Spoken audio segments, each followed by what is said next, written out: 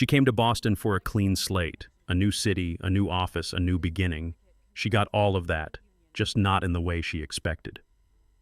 Within 60 seconds of arriving at her new job, Aurora saw a photo on her coworker's desk that made the blood drain from her body. Not because it was disturbing, not because it was violent, because the man in that photo, smiling, happy, completely in love, was her husband. Different name, same face, same hazel eyes she had looked into for 7 years. And the woman holding him? She was already talking about the wedding. Here's what makes this story unforgettable. Aurora didn't run. She didn't confront anyone. She sat down at her desk, opened her laptop, and spent the next several weeks transforming her grief into the most meticulously constructed act of justice you will ever hear about. She learned everything. She documented everything. She waited for the exact right moment. And when that moment came, in a room full of investors, executives, and the man who thought he had outplayed her, she stepped up to the microphone and dismantled his entire empire in less than 4 minutes. They say the best revenge is living well, but sometimes the best revenge is making sure everyone in the room knows exactly what he did.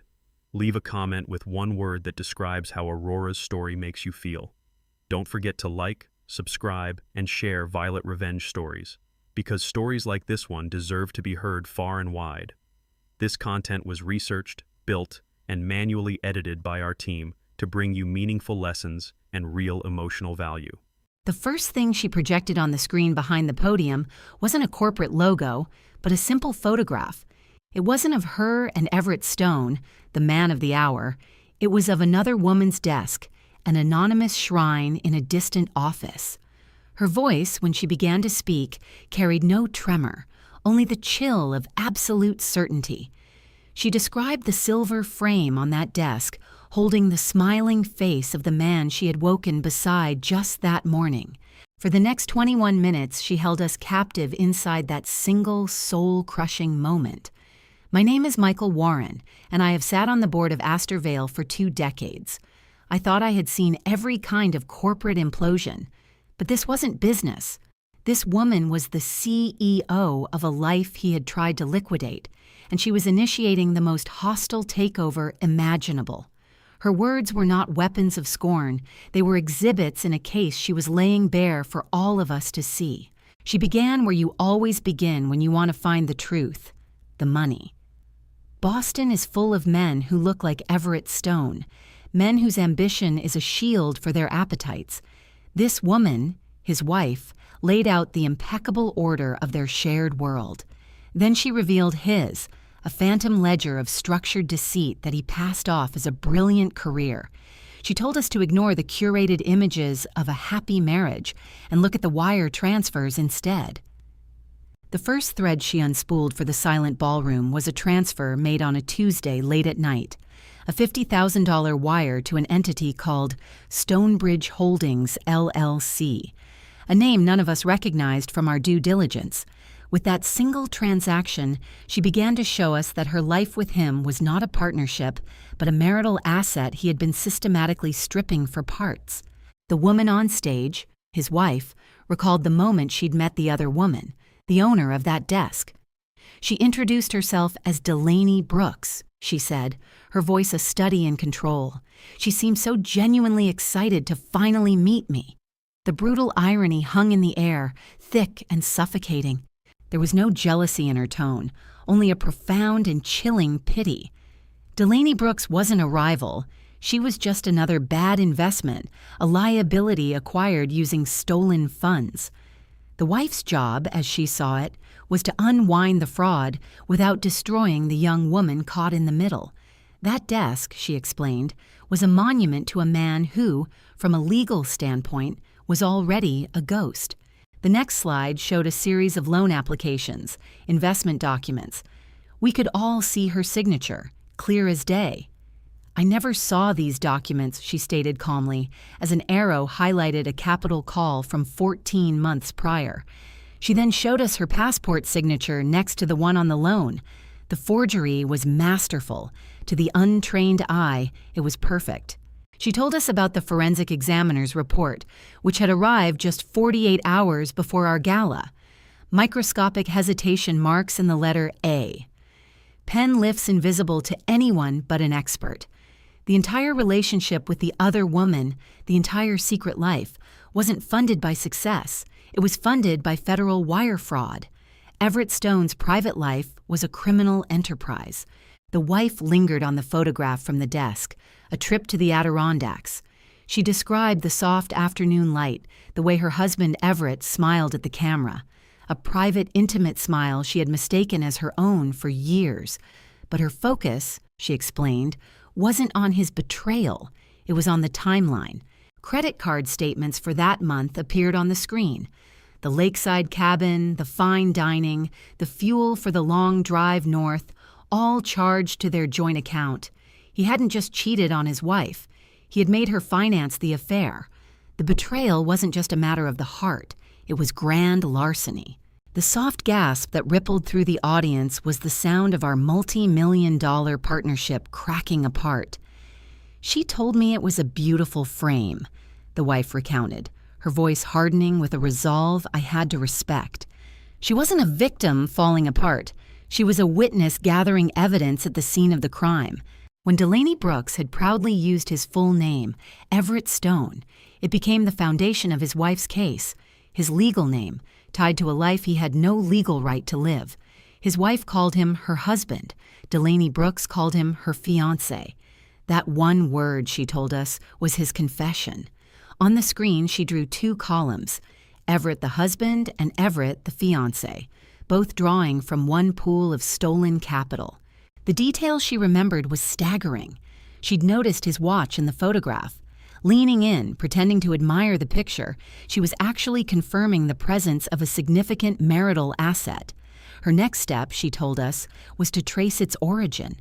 It was a navy-faced chronograph. He'd claimed it was a performance bonus. Her research proved it was bought with money diverted from their primary investment fund, the very fund he had leveraged with her forged signature. He wasn't just wearing a watch, he was wearing the evidence of his crime. That trip to the Adirondacks 14 months ago wasn't just a weekend getaway. The date matched to the day the $50,000 transfer to Stonebridge Holdings. It wasn't a vacation, it was the christening of his new life, a celebration paid for by the woman he was betraying. He was a man who told one woman he couldn't live without her while systematically embezzling from the other. The wife even quoted the young fiancé's polite small talk. "He's very handsome. How long have you two been engaged?" She hadn't been making conversation. She'd been conducting a deposition in her own mind. 3 years. A timeline appeared on the screen. For 3 years, every urgent business trip on his corporate calendar corresponded perfectly with a romantic weekend with Delaney. Every client dinner matched a cash withdrawal that funded their courtship. He wasn't building a company. He was servicing a secret second mortgage on his soul. He was underwriting 2 completely separate, expensive lives. As he was telling his wife they needed to tighten their belts, he was simultaneously financing a lavish autumn wedding for his fiancée. His wife's role tonight, she explained, was simply to put an accurate price on that lie. The words Blackwell House appeared on screen, circled in red marker. She had subpoenaed their records, a $10,000 non-refundable deposit for the wedding venue, paid by Stonebridge Holdings, the shell corporation. It was a closed loop of deceit, a beautiful lie funded by an ugly truth. Everett Stone wasn't just an unfaithful husband. He was a one-man conspiracy against his own life. And his wife, the brilliant, poised woman at the podium, had just handed us every piece of evidence we needed to see it. She had seen the storm coming, and instead of taking cover, she started logging the rainfall. The phrase she quoted from the fiancé, "I'm so happy for you," was the final devastating blow. This wasn't a casual affair. This was a parallel construction, a completely separate life. Delaney Brooks wasn't a mistress. She was the designated replacement. That feeling of ice she described was real. I could feel it spreading through the ballroom. By the time his wife had returned to her desk that morning weeks ago, the demolition plan was already in motion. She wasn't just a wife discovering a secret.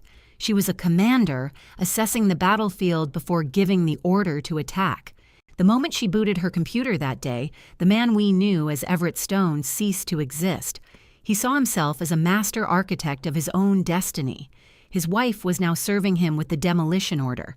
He had built 2 lives. She was about to ensure he was left with none. His empire wasn't just going to collapse, it was going to be systematically incinerated in a court of law. This wasn't just a divorce filing. She informed the silent room, cooperating fully with the U.S. Attorney's Office. Delaney Brooks wasn't just the other woman. She was about to become the prosecution's star witness, whether she knew it yet or not. She told us about a welcome lunch at her company where the young fiancé had been introduced as a new hire. She had sat through the entire meal, listening to her colleagues praise a fantasy, a man who never truly existed. She calmly ate her meal and took meticulous mental notes.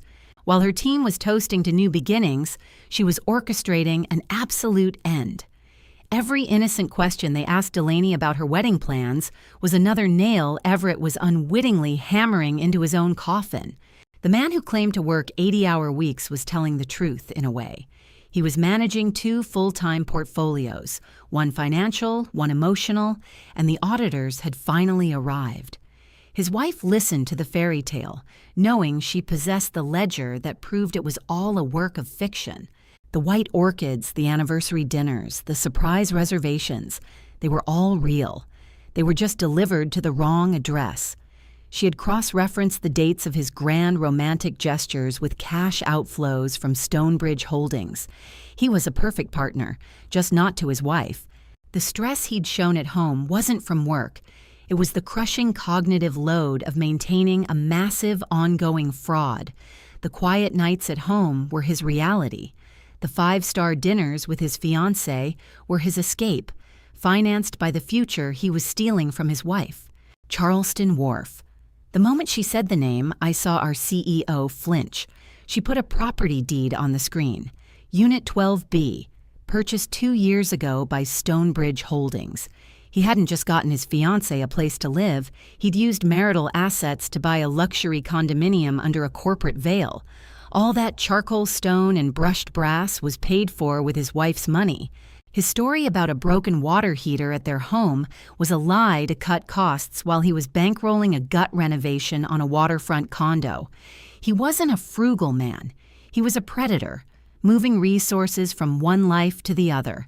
His wife was here tonight to make him extinct. For the past 3 weeks, his wife explained, she hadn't slept. She had subsisted on black coffee and the cold mechanical hum of a document scanner. Her mission began the day she understood the scope of a betrayal, so profound it called the very nature of trust into question. She wasn't here for revenge. She was here to methodically, legally, and very publicly dismantle an empire he built with her money. Her first target, she told us, had been the ring. It wasn't just jewelry. It was Exhibit A. She displayed the transaction record, a $97,000 wire for a flawless, emerald-cut diamond. The money was pulled from a joint investment fund Aurora believed was for their retirement. He sold it to Delaney Brooks as the ultimate romantic promise. For his wife, it was the first loose thread she pulled to unravel it all. This was a man who had told his wife of 7 years that he despised ostentatious displays of wealth. He curated an image of quiet, intellectual substance for her, while building a gaudy fairy tale for his fiancée. Looking at his pale, slack-jawed face in the crowd, I realized we weren't looking at a master of the universe. We were looking at a master of psychological compartmentalization, whose compartments had just been blown wide open. He'd presented the young woman, Delaney, with a diamond that caught the light from every angle, and from my table, I saw him call it their future. But the woman at the podium, cool and unflinching, dismantled that future by calling the ring what it was: the liquidated remains of her own inheritance, passed through 3 ghost accounts before it ever graced a jeweler's velvet box. His entire venture, Stone Vale Advisory, was the next pillar to fall. We'd seen the pitch decks, a brilliant entrepreneur building an empire from scratch. The woman calmly explained that the $500,000 in seed capital wasn't a hard-won loan. It was drawn directly from the home equity line she shared with her husband, Everett Stone. She spoke of signatures, his clean and confident, and hers right beside it. Then came the gut punch. It was a forgery, she told the silent room, a masterful one but fake all the same. He hadn't built a business. He had plundered a marriage, using his wife as a line of credit for a life he was building with another woman. My legacy was about to be tied to his crime. The partnership with us, with Astor Vale, was to be his masterpiece of deception. It was the final rinse cycle for the money and the man. I felt a cold knot tighten in my stomach. He was using his wife's stolen capital to build a company that would then partner with the firm where she, apparently, worked as our new senior reputation director. The sheer, shocking audacity of it was a physical blow. In my mind, I saw our due diligence reports, now rendered meaningless. The flow of funds she described was sickeningly simple. Marital assets became Stone Vale's foundation. A valuation we ourselves had inflated based on this very deal would make him legitimate, and he'd become untouchable. The company's name, Stone Vale, was suddenly a grotesque monument to his con. For what felt like an eternity, but must have been only minutes, this woman commanded the room. You could see this wasn't an act of passion, it was a mission. Looking at Everett's ashen face, I understood we weren't just witnessing a reckoning with his finances. We were watching the controlled demolition of his entire world. This was never going to be a simple, messy affair aired out in private. This was a public execution, a masterclass in strategy. And the first, most brutal attack was on the money. Because as I've learned in 40 years of business, that's where the truth always bleeds out first. The deepest cut, I think, was for Delaney. The woman at the podium was the new colleague who had praised her work on the partnership presentation, who had sharpened its message. She'd played the role of a supportive mentor, all while her legal team was laying the groundwork to utterly destroy the man Delaney thought she was going to marry. The stories he told were his undoing. The woman recounted a tale of a chance meeting in Chicago, a whirlwind romance. A chill went through the room as you saw Delaney Brooks realize it was the same story she'd been told, the same one she cherished. He wasn't just a fraud, he was an artist with a single recycled script. He'd made both women believe they were the only one who truly saw him. The truth, laid bare under the ballroom lights, was that there was nothing to see. He was a hollow man, a reflection of whoever stood closest. The only real version of Everett Stone was the predator I now understood existed in banking records and forged documents. I thought of the young woman, Delaney, sitting not 50 feet from the wife, a silver-framed photograph of her and Everett likely on her desk at our office. That picture was a lie funded by the very woman whose life he was strip mining. The entire evening, this entire public spectacle, was for her. It was the shattering of that frame. The moment our CEO introduced her, I saw it all click into place. Aurora Stone, Director of Reputation Management. She had been playing a role from the moment she walked into our building, calmly welcoming the woman sleeping with her husband. She saw that photograph on Delaney's desk and knew this was a war, not an affair. Every polite conversation in the hallway, every moment spent listening to Delaney talk about Everett's stress, was an act of intelligence gathering. She wasn't being friendly, she was confirming the coordinates of her target, all while the legal trap was being set, piece by meticulous piece. It hadn't been Delaney's idea to ask for help with the presentation. I saw that now. It was a trap, engineered with chilling precision by Aurora, who had positioned herself as the one person who could solve the problem, the one person who could help. Delaney Brooks must have felt she was asking for a simple professional favor. She had no way of knowing she was personally delivering the evidence, the weapon that would be used to execute her own future. She thought she was securing her fiancé's success. Instead, she was guaranteeing his ruin. That smile Aurora must have given her. It would have looked like collegial warmth, like the relief of a problem solved. But I know now it was the smile of a predator who sees the prey walk willingly into the snare. It was the precise moment she knew with absolute certainty that she had already won. Their interactions were never a budding friendship. It was a covert operation, and as she stood at that podium, her voice steady, I had no doubt she had promised herself that he would never, ever see it coming. My firm's job, I realized, was now to manage the catastrophic fallout. This gala was the chosen battlefield. Every detail was a weapon. Delaney's emerald gown, a perfect match for the ring on her finger, a bauble we now knew, purchased with another woman's money. This wasn't a party anymore. It was a closing argument before a jury of his peers, and we were all witnesses. The timing was surgical. Our own CEO, Charles Harrison, who was clearly in on it, had just finished his glowing introduction. The brilliant founder of Stone Vale Advisory, Mr. Everett Stone. We let him stand. We let him hear the applause. We let him believe he had arrived. The higher you are, the more it hurts when you fall. That final kiss he placed on Delaney's cheek was a public lie. He whispered something to her, and she beamed. And all the while, his wife was waiting just off stage, holding the switch that would bring the whole rotten structure down. Charles Harrison stepped back to the microphone, and his next words were the signal. Announcing a partnership of this scale, he said, meant bringing in the absolute best to protect our brand. And he was so proud, he said, to welcome our new Director of Reputation Management, Aurora Stone.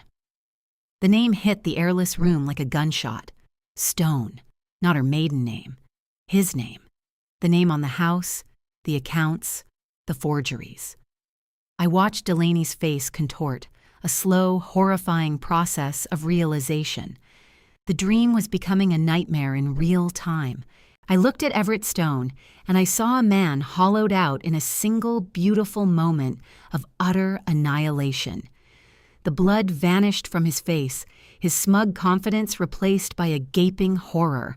His eyes, flitting from his wife at the podium to his fiancée at his side, were the eyes of a trapped animal. Aurora at that podium was a chilling spectacle of power, poised, controlled, and magnificent in her vengeance. Her smile wasn't for us. It was for him. A final, intimate acknowledgement of his defeat before she finished the job. She thanked Charles, her voice like polished steel. She paused, letting the silence stretch, her eyes locked on his. "And I'm especially proud," she said, her voice carrying to every corner of the room, "to support the vision of my brilliant husband." The word husband hung in the air like a verdict. "Our 7 years of marriage have been full of surprises," she continued. "But Everett, this partnership is truly your masterpiece." Game over. You could have heard a pin drop. Then came the sound of 1,000 people turning their heads as one, a collective wave of shock and pity crashing down on Delaney Brooks. Her life hadn't just been ruined, it had never been real. My own work, the work of cleaning up this mess, was just beginning. It turned out the entire sordid affair began with a single photograph on a desk. The image of a perfect sun-drenched life on Cape Cod that was a complete fabrication. When Aurora Stone finally spoke to our board, she described it not with tears, but with the cold precision of a general outlining an enemy's position. His name was Everett Stone, and until that night we'd all believed he was our next star. But the moment his wife, Aurora, saw that picture on Delaney's desk, she began her war. A quiet, calculated war that started with a Google search for a lawyer and ended with the public dismantling of a man. For 3 years, we later learned, Everett Stone had managed 2 separate lives with the soulless efficiency of a portfolio manager. He allocated assets, our time, his wife's money, his manufactured affection, based on a sociopath's risk analysis. Our gala was simply the moment his entire portfolio was liquidated. For 21 days, I've been immersed in the wreckage of a life story, the one Aurora Stone laid out for us, a story of a perfect marriage that was, in reality, a one-man show. He had been her foundation, her entire world. The board's job now is to sever all ties and pray the stain doesn't spread. Doesn't. The future he promised Delaney was the exact blueprint for his fraud. A wedding, a honeymoon, a waterfront condo, all secured with a down payment drawn from accounts his own wife had no idea existed.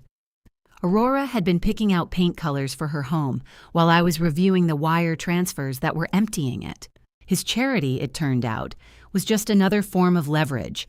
When the woman spoke of a retainer for her brother's fledgling business, I felt a chill.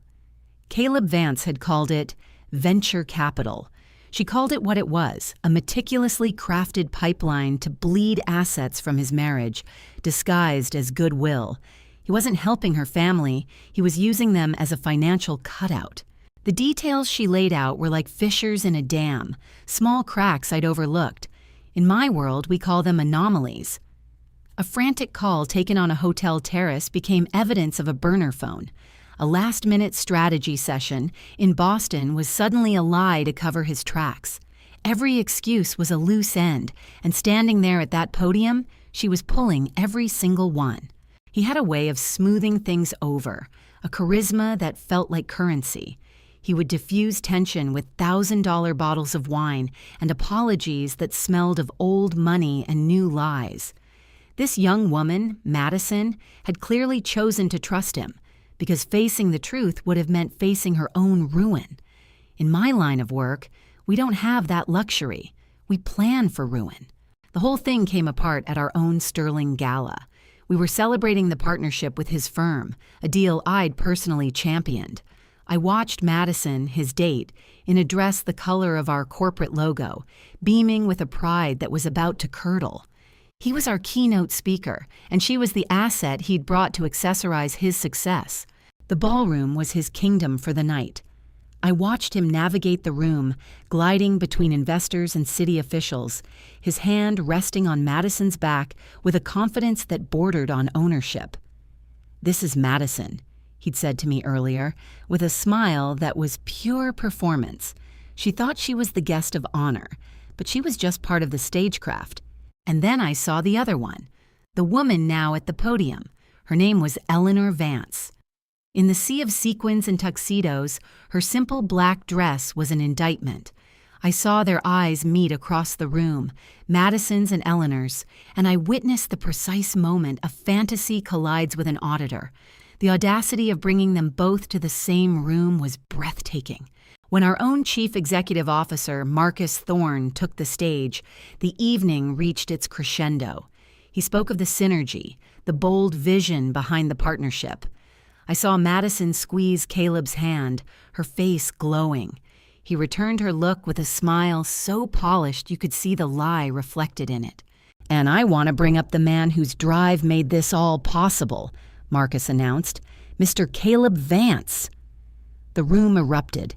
Madison was on her feet, clapping so hard I thought her hands might break, her smile a perfect, unknowing tribute to the fraud standing beside her. It was supposed to be his coronation.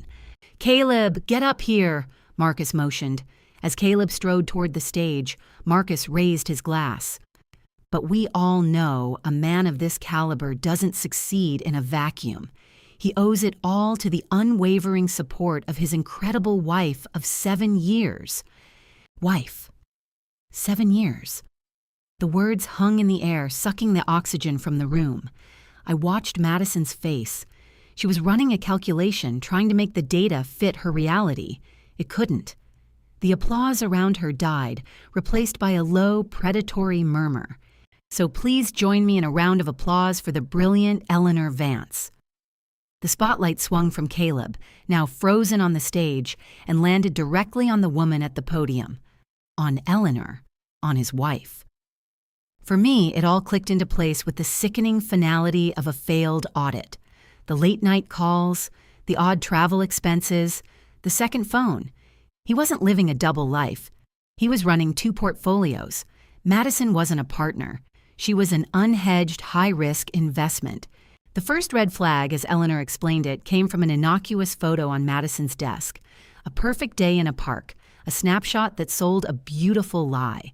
It was a piece of marketing for an acquisition that was never going to close. Someone had recognized him.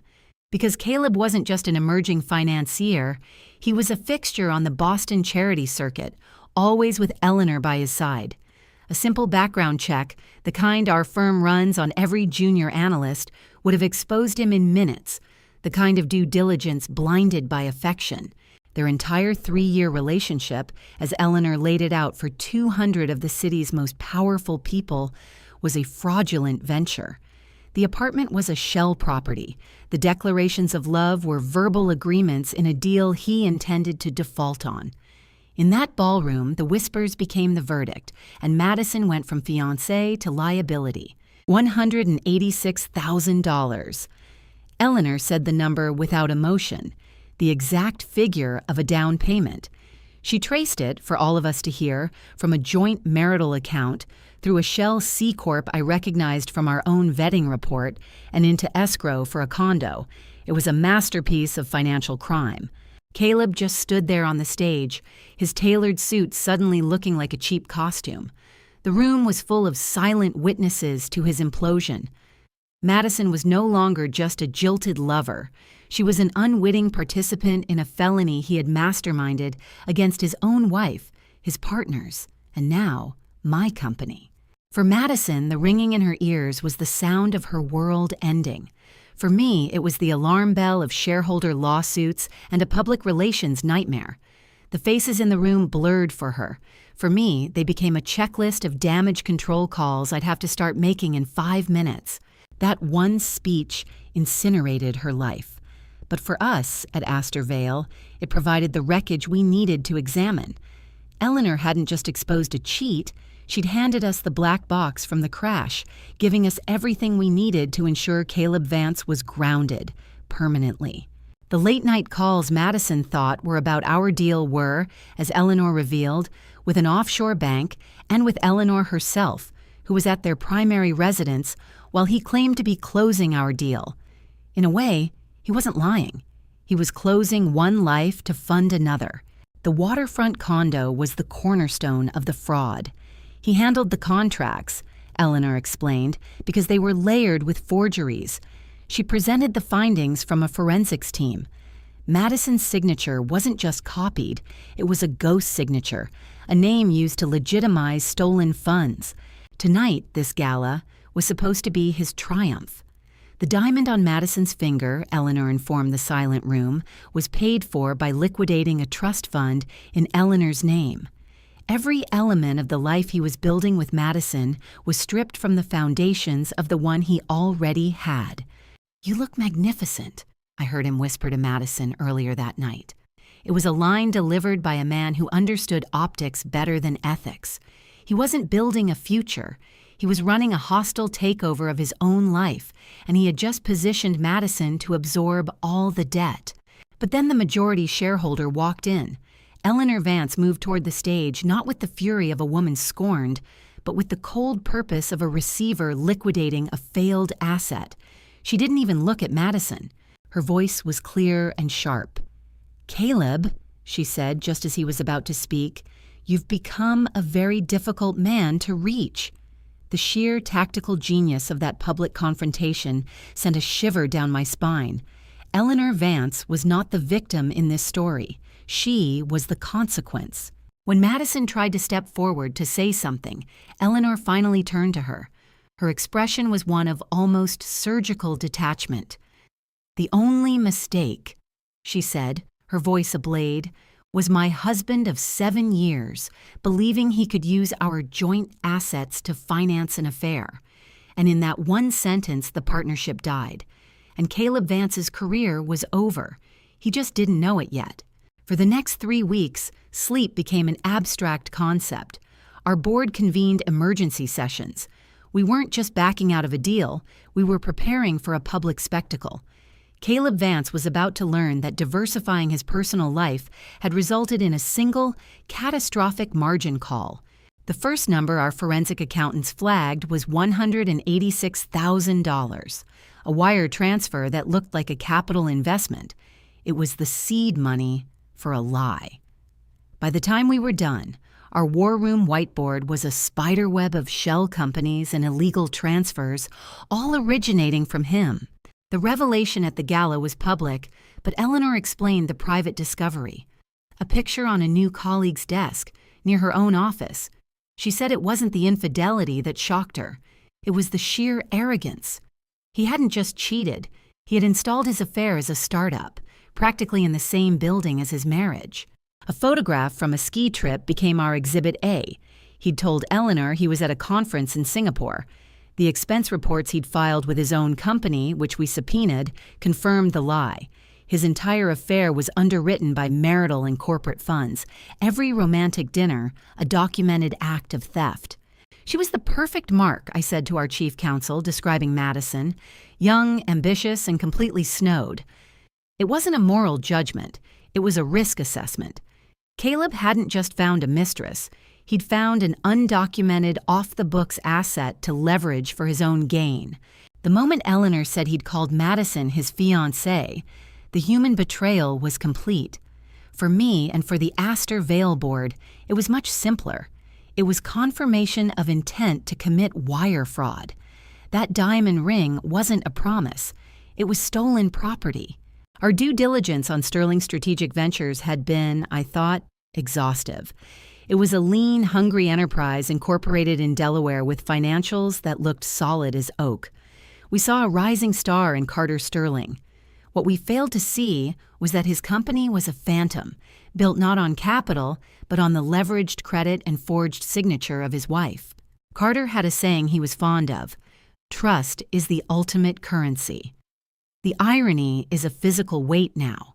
While he was selling us on corporate trust, he was liquidating it at home, draining their home equity to finance trips with a woman from our own firm, from accounts his wife believed were securing their future. I saw Brooke Connolly at his table, absolutely beaming. She was the one who championed his proposal, pushing his presentation deck up the ladder with a passionate endorsement. She thought she was backing a genius. In reality, she was handing her lover's wife the loaded gun, complete with the metadata proving he'd stolen it from Catherine Vance's personal cloud. When the slide with his proprietary framework appeared on the main screen, I felt a vague sense of familiarity. Then she put her own slide next to it from a keynote she had delivered 2 years prior. It wasn't similar. It was identical. In that instant, Carter Sterling morphed from a visionary partner into a common plagiarist. The most astonishing thing was her voice.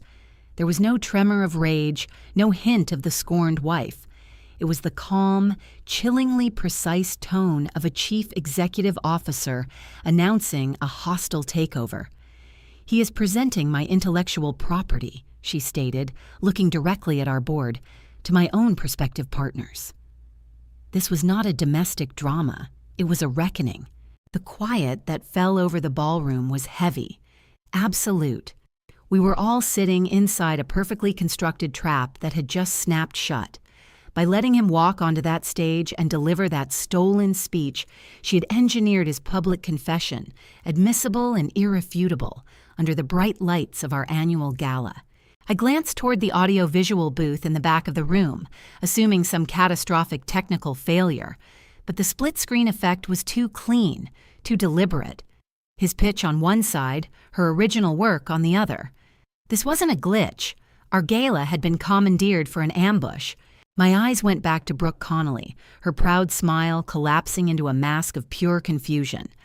I thought of all the times Carter had mentioned his fiancée's support in our meetings. It wasn't charming personal color, it was premeditation. Brooke wasn't just his partner. She was his unwitting inside source. Before she stepped into that grand hall, my final message to Claire was just 4 words. The stage is set. For Caleb, this night was his crowning achievement. For those of us who knew, it was the reckoning. He rested his hand on Emily's waist, a picture-perfect fraud, just as the house lights began to fade. The sheer audacity of the integrity framework in his proposal was a thing of grim beauty. I'd already flagged that entire section for the file we were building for the Securities and Exchange Commission. He was selling corporate virtue on a foundation of stolen work paid for by bleeding his own family dry. It was a perfectly symmetrical, self-inflicted wound. Then slide 42 appeared. Prospective strategic integration. It was the centerpiece of his entire proposal. As it materialized on screen, Catherine Vance's original version appeared beside it, complete with a digital timestamp from 2 years ago. His masterpiece was now Exhibit A. When Catherine Vance approached the podium instead of our chief executive officer, a confused murmur rippled through the audience. She carried herself not like an intruder, but like someone who owned the stage. I saw Carter's easy smile tighten at the edges, the first hairline crack in his perfect facade. "A partnership," she began, her voice crisp and clear, "is built on trust." As she spoke, the split screen flared to life. On the left, the Sterling Strategic Ventures logo. On the right, the emblem of her former consultancy. This was no longer a pitch. It was a checkmate. Her gaze swept the front tables and settled with surgical precision on Brooke Connolly. "It is, in fact, my work," she continued, "stolen by a man I trusted." Each word was a gavel strike, delivered before 200 of the most powerful people in our industry. The silence in the room was a weapon. He was caught in the spotlight with no allies and no exit. And then she delivered the final devastating blow. "A man who, for the last 10 years, I have called my husband." A collective gasp sucked the remaining air out of the ballroom. As if on cue, 100 heads turned to stare at Brooke Connolly. The poor girl looked like she had been physically struck. She was collateral damage, certainly, but she was also the living symbol of his decade-long lie. Catherine's public vindication required the complete and public unraveling of his deceit. I thought of the diamond on Brooke's finger, which we now knew was paid for with a wire from account number 7345. I thought of the condo they shared, leased with a forged signature on a joint financial statement. Every element of her life with him was a piece of evidence against him. Catherine Vance didn't just expose a liar. She executed a corporate takedown with surgical precision. By the time she stepped away from that podium, she had annihilated his company, legally voided our partnership offer, and initiated a fraud case that would leave him with nothing. I watched one of our executives trying to console Brooke, whose world had just been obliterated on a jumbo screen. On the stage, Catherine stood resolute, a woman who had walked through fire and had come back to methodically burn down the man who had pushed her in. Then the final piece clicked into place for me. Brooke's hiring 6 months ago. Carter had personally recommended her. It wasn't a kind gesture for his girlfriend, it was espionage. He had planted a Trojan horse inside our walls to gain an advantage. He didn't need a supporter. He needed an unwitting informant. Someone to feed him information on our company's internal politics, our strategic needs, our key decision makers. Her devotion wasn't a perk of their relationship. It was the primary qualification for the job he secured for her. Looking at Brooke's pale, shocked face, it was clear she was no co-conspirator. She was an instrument. He had placed her at the very center of his supposed triumph to ensure her complicity was tied to her own career advancement. It was his most viciously brilliant maneuver. I have a crystal-clear memory of Brooke in our boardroom last week, giving a confident thumbs up while pointing to a slide in that very presentation. In her pride, she was presenting us with the murder weapon, gleaming with her fiancé's fingerprints. She thought she was helping build his future. As Catherine took a final, steadying sip of water, her composure was absolute. This was a woman who had weighed every cost and calculated every outcome. She hadn't come here to cause a scene. She had come here to close a decade-long account, entirely on her own terms. For 3 weeks, our entire world at Astor Vale had orbited the name Carter Sterling. He was the visionary we were about to anoint as our new partner. My only job that night was to smile, shake his hand, and welcome him to the fold. We weren't just vetting a firm, we were betting on the man. Our official forensics lab had given his financials a clean bill of health. The real evidence wasn't in an auditor's report. It was buried in the metadata of a PowerPoint file. Our airtight case for partnership was, as we were all now discovering, built on nothing but lies. It was 9 o'clock at night. Carter Sterling's carefully constructed life was about to be publicly dismantled. He was by the bar, accepting congratulations. the very picture of a man on top of the world.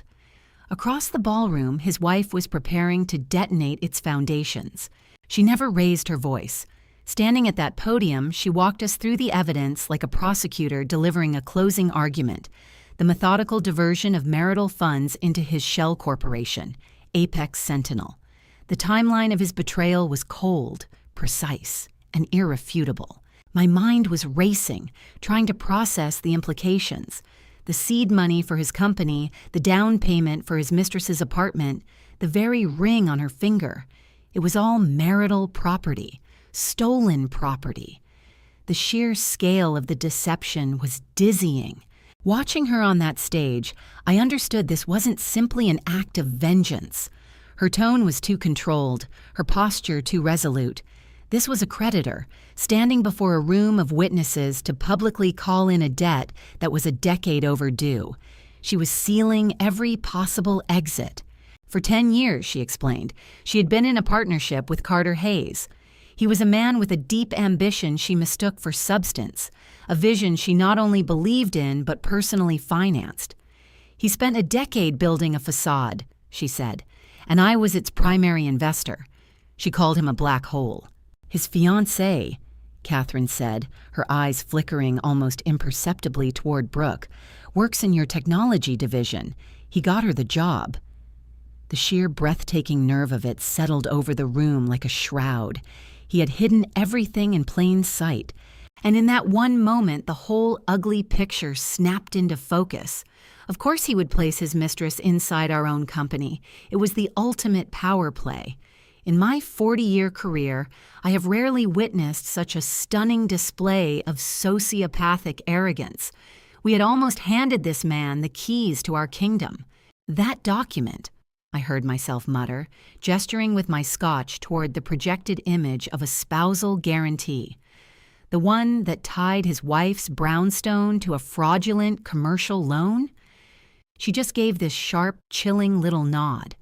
He convinced the new girl I was ancient history, a footnote from a failed first attempt, that the house was empty and that he was alone. I could only nod, my face a mask of professional composure I'd spent 30 years perfecting. His utter arrogance, at least, provided a clean line of evidence. The validation felt like ice in my veins. Over the weeks of our own internal review, my questions to her became more pointed, like a surgeon's probes. Never about emotion, always about specifics. Caleb's expense reports show a lot of travel, I observed one afternoon, my eyes scanning a sea of credit card statements on my monitor. Was he in Seattle on the 14th of last month? For that tech conference? Her composure didn't slip. Her focus just narrowed. He was the keynote. How did you know that? A thin, mirthless smile touched my lips. I've developed a talent for connecting timelines. The topic changed, but that date was now seared into my mind. The certainty of it all was a low, grinding engine in the back of my mind. It was the digital timestamp on the forged signature, logged at 2 a.m., the very moment Aurora's flight to the West Coast was airborne.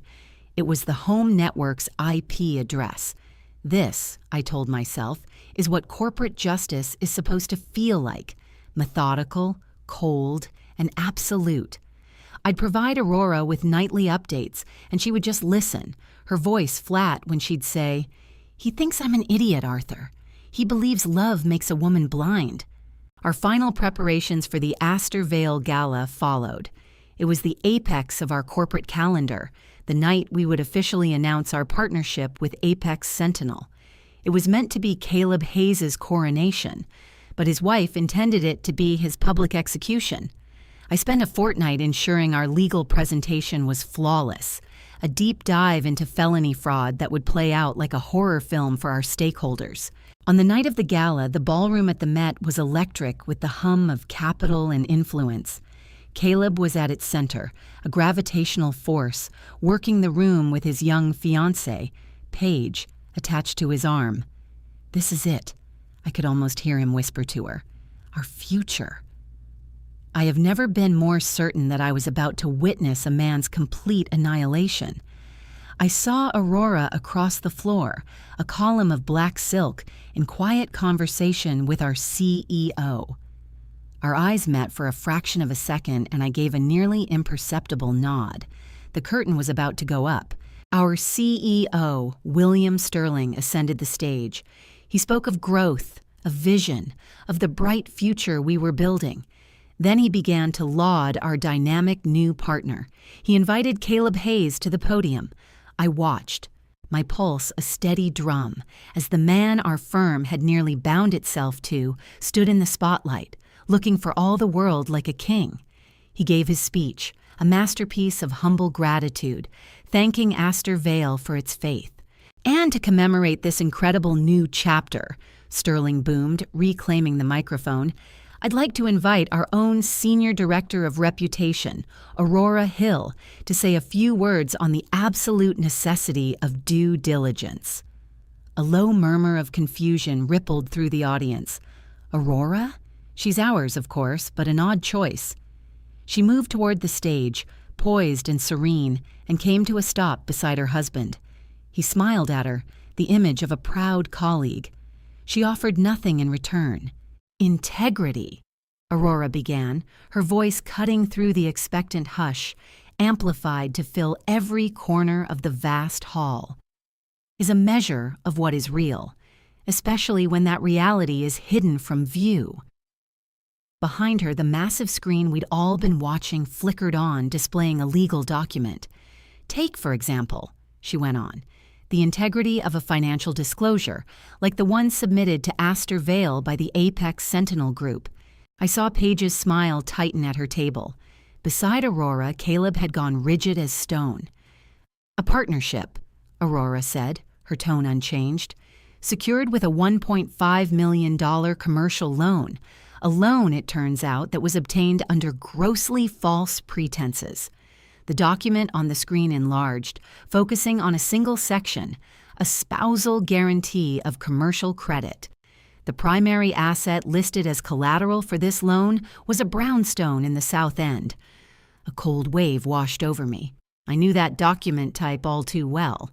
To leverage a shared marital asset for a business loan, her voice was like a surgeon's scalpel dissecting the silence.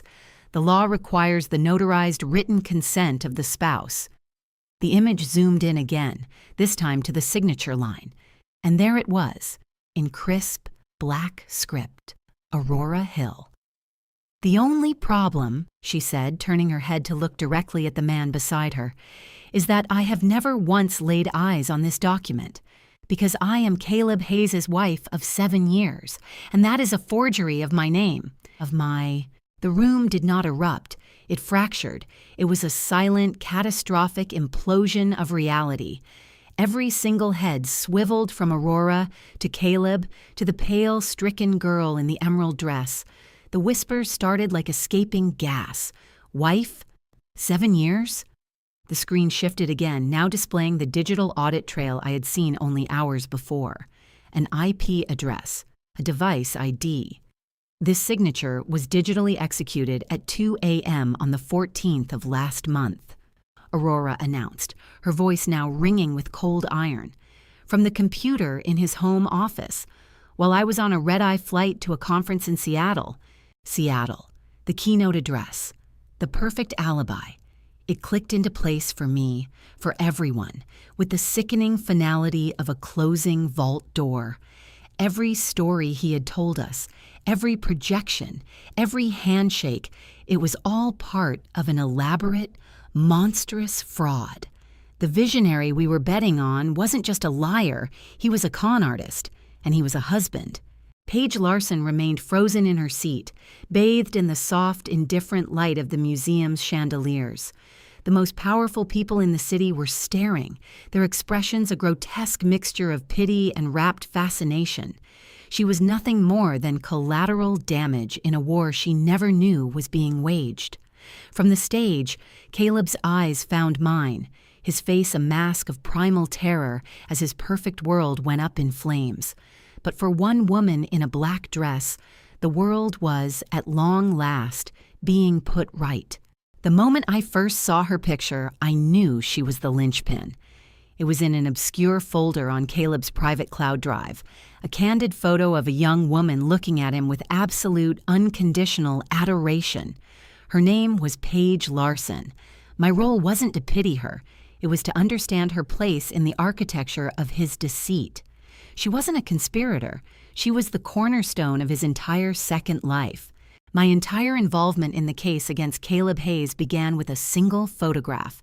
Aurora Hill had placed it on my office conference table without a word. It was a simple 5x7 in a silver frame. In it, Caleb was beaming at a young blonde woman, the wind catching her hair. "Nantucket," Aurora had finally said, her voice devoid of all warmth. He told me it was a solo corporate retreat to finish the quarterly reports. For the next 3 weeks, my life was lived in 2 parallel universes. In one, I tracked Aurora's calendar of business trips, conferences, and anniversaries. In the other, I pieced together the completely fabricated life Caleb had constructed for his fiancée, Paige Larson. While my colleague was closing a merger in London, he was at home with Paige, picking out a golden retriever puppy from a local shelter. Paige's later testimony read like a screenplay for a romance film. "He was my anchor," she had stated, utterly convinced of her role as the heroine. She was 28, sharp in her own right, but completely mesmerized by the steady, grounding presence of a man who was, in fact, a textbook sociopath. My job, I realized, was to tear that story down, brick by fraudulent brick, in front of the world. The Sterling Gala was supposed to be his triumph. Apex Sentinel was a lead sponsor. He was being honored for his philanthropic work. For our purposes, it was the perfect high-visibility kill box. There is simply no better venue to destroy a man who lives and dies by his reputation than in front of the very people who built it. I had personally traced the wire transfer for the diamond necklace he gave Paige.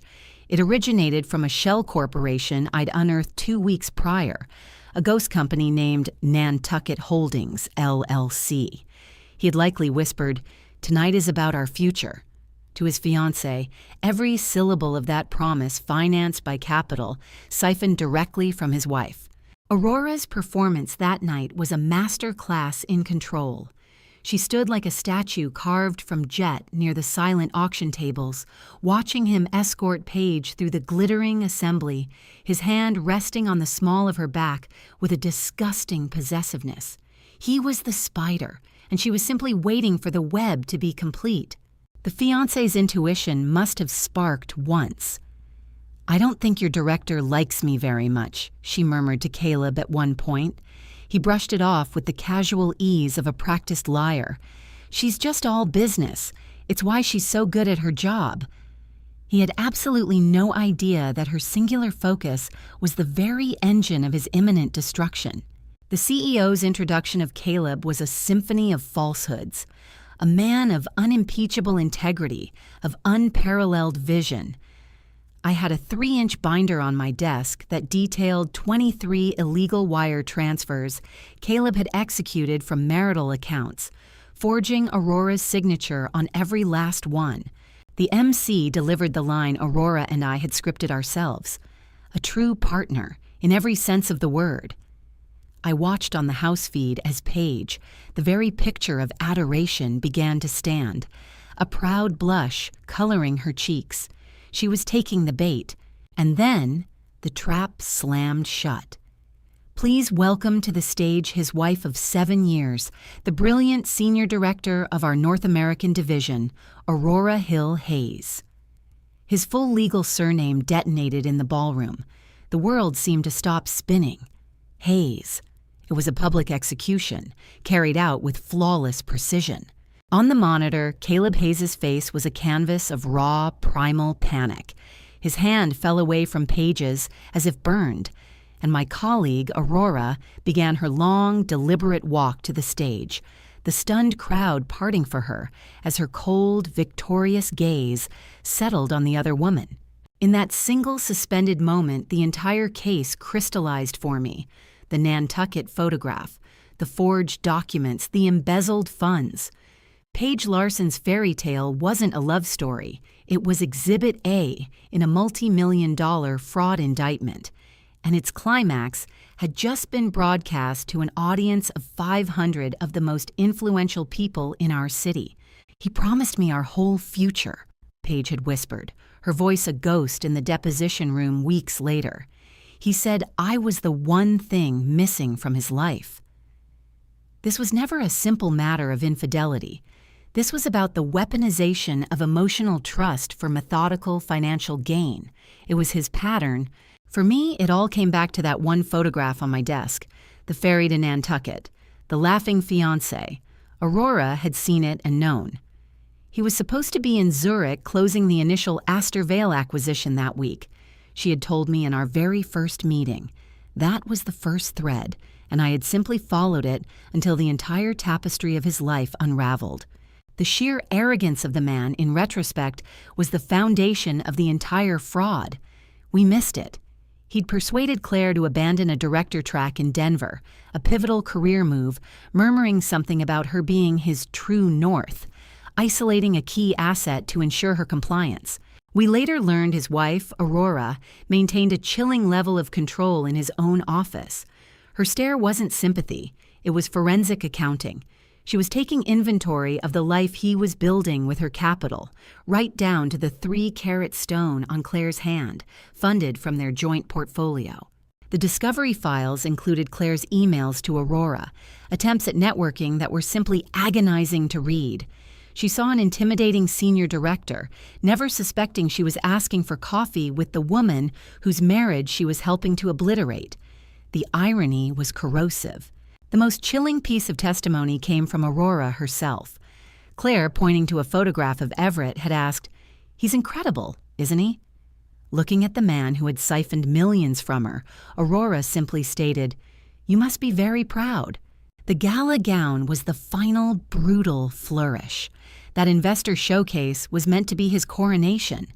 Claire, full of nervous energy, had apparently asked Aurora for fashion advice, debating between a white sheath and a deep midnight blue gown. She was consulting her own executioner. Aurora's guidance was a masterclass in psychological warfare. "The blue," she'd recommended. "White is for weddings." A calculated twist of the knife. Midnight blue is powerful, confident. She was dressing her for the slaughter. "You are a lifesaver," Claire had told her, utterly oblivious. She had no clue Aurora was simply choosing a costume for a public sacrifice.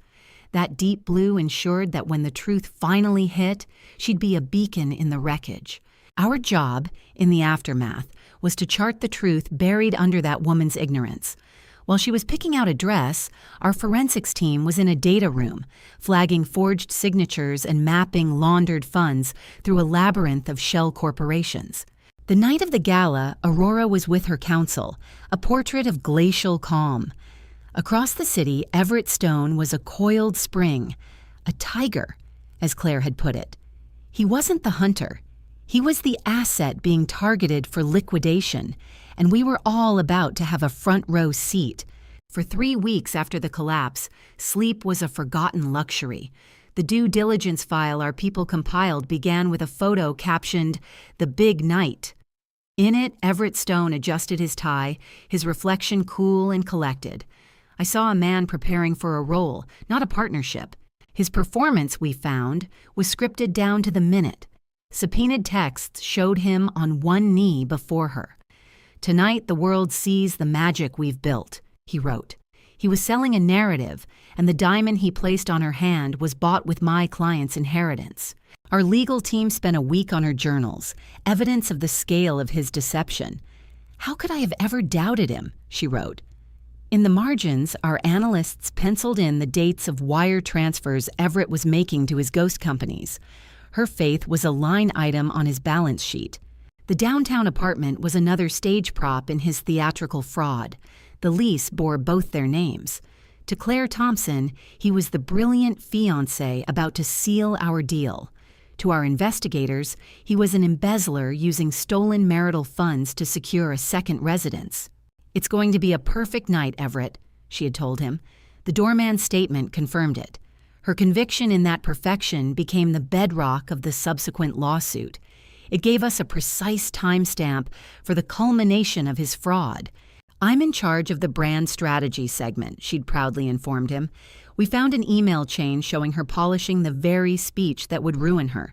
He was leveraging her talent and her labor to sharpen the axe meant for her own neck." "They're so lucky to have you on this," he'd typed back to her. Her reply was a tragedy in foresight. "Oh, I think we're both about to get exactly what we've earned." Our legal team highlighted that exchange. It was the quiet before the storm. In my world, you learn to spot the illusions. Everett Stone's particular brand of genius was convincing his primary victim she was his partner in the venture. He didn't just use her trust as cover. He weaponized it, turning her devotion into his most valuable and disposable asset. The stage was set. The investors, our colleagues, were all in place. And Claire was the unknowing lead, waiting for a curtain call that would never happen. A text he sent from the car on the way over was the height of cynical maneuvering. "Front and center. Everyone needs to see my queen." That wasn't affection. It was a tactical placement. Putting her in the front row was an act of supreme arrogance. The cameras caught her smiling, on the arm of the man about to detonate their entire life. Ballroom security footage showed Everett working the room. He wasn't just shaking hands, he was closing his final round of illicit funding. Claire stood at his side, her presence his most compelling and most fraudulent piece of collateral. He was selling them the future. A visionary. To prove fraudulent intent, our counsel had to show he sold the exact same lie to everyone. Claire's trusting face was Exhibit A. She believed because her life with him was a carefully constructed fiction. The fantasy he pitched the investors was the same one he sold her, just with a different prospectus. He leveraged her vision of their future, a life under those chandeliers, as proof of his own stability. Her love was his credit rating. If that showcase was a success, everything was a done deal, she later testified. He was correct. A successful night would have triggered the final merger transfers. Capital he planned to divert before his wife, Aurora, could freeze the accounts. He was moments from getting it all. The corner office, the seat on our board, the validation. His entire fabrication was about to become a binding reality. Our team's sleepless weeks were a race to prove that reality was built on theft. He was using his brilliance to build a new world for us. That line from her deposition was the core of his method. The forensic accounting trail told a different story. His brilliance was a tool for draining marital assets to finance a double life. The morning of the gala was, for Claire, a frantic prelude to triumph. She thought she was preparing for a celebration. In truth, she was holding the elegantly printed invitations to her own public ruin. The moment that finally brought Aurora Hill through the doors of our legal counsel was unnervingly simple. Claire had approached her at work, giddy with excitement. "Everett put me at the main table," she'd whispered. "After his speech, he's bringing me on stage." He had told Claire he would introduce her as his founding partner, the true foundation of my success. It was a masterful lie, feeding her ambition to make her believe the victory was equally hers. We all watched the keynote video during the board's emergency session. Everett, under the lights, was magnificent. Then he said it. "And now, my beautiful wife, Aurora Stone." The camera panned, and you could see Claire's smile shatter. That's when a liability report becomes a human tragedy. The man's audacity was his shield. Weeks before, a new analyst, Chloe Martin, had seen the framed picture on Claire's desk. Everett, arm wrapped around her. It was a portrait of a life Chloe knew was an absolute fabrication. "You two look happy," Chloe had said, her voice a study in neutrality. She had seen Everett with his actual wife, Aurora, at a small company event. That polite little comment was the first tear in the fabric of his story. A warning Claire was conditioned to dismiss. Phone records showed he called Claire that same afternoon. "You understand how these investors think, Dell," he'd said, using her nickname. He was making her an unwitting consultant on the script for her own public undoing. "I'll make sure every word is perfect," she'd promised him. Our forensic team's analysis shows that as she edited his speech, he was logged into a bank portal, moving $60,000 from a joint account he shared with Aurora. The next morning, the official gala itinerary from Mr. Harrison's office appeared on Claire's screen. Our investigators pulled this email. It was a precise minute-by-minute blueprint for the evening's implosion. At exactly 7:30 p.m., the schedule listed the opening address. The name beside it was Everett Stone and Guest. Not a name, not a title, an anonymous placeholder, a detail that was both utterly corporate and chillingly personal. He presented her as a beautiful asset, not a partner. He was on our stage, ready to cement a fraudulent life. Meanwhile, another woman planned their wedding, using evidence we'd soon see. That entire future was funded by a grand criminal illusion. Every dollar was traced, revealing blatant wire fraud from his wife. The proof was in 5 portfolios, a story of pure wreckage. His grand ascent just made the inevitable fall more spectacular. The trap was set, he only had to spring it himself. An email was ready for our board, his counsel, and the press. The 4th went to his wife's legal team, a simple, brutal subject. It detailed the wire fraud, the embezzlement, and the other woman. We didn't get spreadsheets. We got the narrative of his downfall. We saw the greed map, forgeries, shell companies, stolen funds. Every lie was documented. The truth now had a physical weight. He sensed the end shadowing her, a predator cornered at home. His questions were desperate, his tenderness a pathetic disguise. He searched her face for a crack, but she gave him nothing. She played her part perfectly, and his ego bought the lie. She had performed her role all day with a brilliant excitement. "Big news at the gala," she'd whispered, setting the stage. She planted the idea of a grand, public, personal announcement. The humiliation would be absolute when his wife's name was called. It all began with a photo on a desk, a fatal miscalculation. His fiancée met his wife. That was the thread that unraveled him. She left work that afternoon to prepare for the end of his world. It wasn't a celebration, it was a woman arming herself for war. The gown she wore was not a promise, it was a reckoning. In the mirror, I imagined she saw nothing but cold, hard consequence. "Tonight, everything changes," he told her. He had no idea. The 2 lives he built were set to collide spectacularly. We saw him holding court, a king in a castle of lies. I saw Connor Vance work the room, introducing the woman on his arm to men who managed billions. He called her his secret weapon, and she played the part. Elegant, demure. I remember thinking what a power couple they made, oblivious to the fact that she was a hawk disguised as a dove, patiently waiting to strike. At 7:30 sharp, things began. I was adjusting my tie when Marcus Thorne, a major investor, walked to the podium. The room quieted, expecting the formal introduction of Connor Vance, the man we were about to bankroll. But Marcus didn't introduce Connor. He introduced her, the woman who was about to set his life on fire, Aurora Wallace. The name meant nothing to me. She walked into the light, a stark figure in black against the gaudy gold decor. There was a lethal sort of purpose in her stride as she approached the microphone. Her eyes methodically scanned the anxious faces of our investors, deliberately passing over Connor, holding him in suspense until the very last second. I saw their eyes meet from my table across the room. I watched the confident facade of Connor Vance simply disintegrate.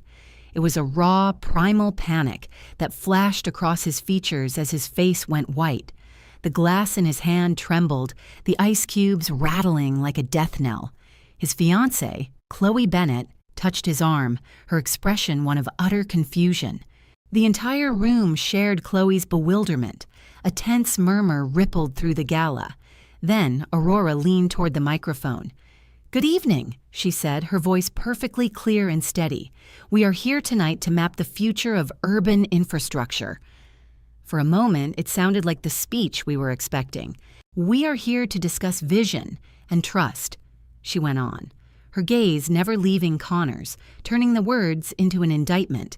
"This company is built on absolute integrity, and because that is our most valuable asset, I have a duty to inform this board of the truth about the man at the center of this proposal."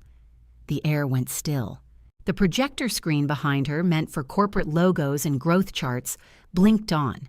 An image appeared, a scanned document from the Massachusetts State Archives, a marriage certificate. "Oh, the man you know as Connor Vance," Aurora announced to the silent room, "is legally Connor Dempsey, and he has been my husband for the past 7 years." I heard a choked gasp from Connor's table.